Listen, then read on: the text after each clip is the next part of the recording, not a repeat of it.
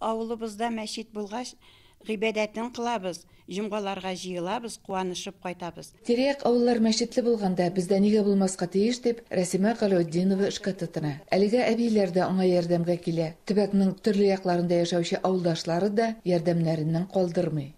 Лениногорскидан безнең Наиля апа белән Хисмәтулла бабай, алар безгә бик зур ярдәм иттеләр. Аларның ярдәме белән без бик күп эшләр эшләдек. Шушы мәчетебезне кайтып күрергә насыйп булсын аларга. 18 гасыр ахырында төзелгән авылда революцияга кадәр 2 мәхәллә мәчет була һәм совет елларында алар юкка чыгарыла. Авылда гыйбадәт йорт булса да, халык мәчет турында хыяллана.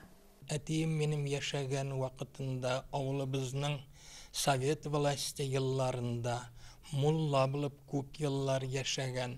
Шушы мәчетебездә инде изге ислам диненең изге зур бәйрәмнәрен уздырабыз. Халык акчасына төзелгән мәчет озакта үтми сафка баса.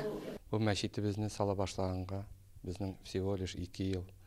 Менә бүгенге көндә без içindəki эшләрен почти эшләп беттек. Манарасын төзедек, мотор иттереп менә бүгенге көндә.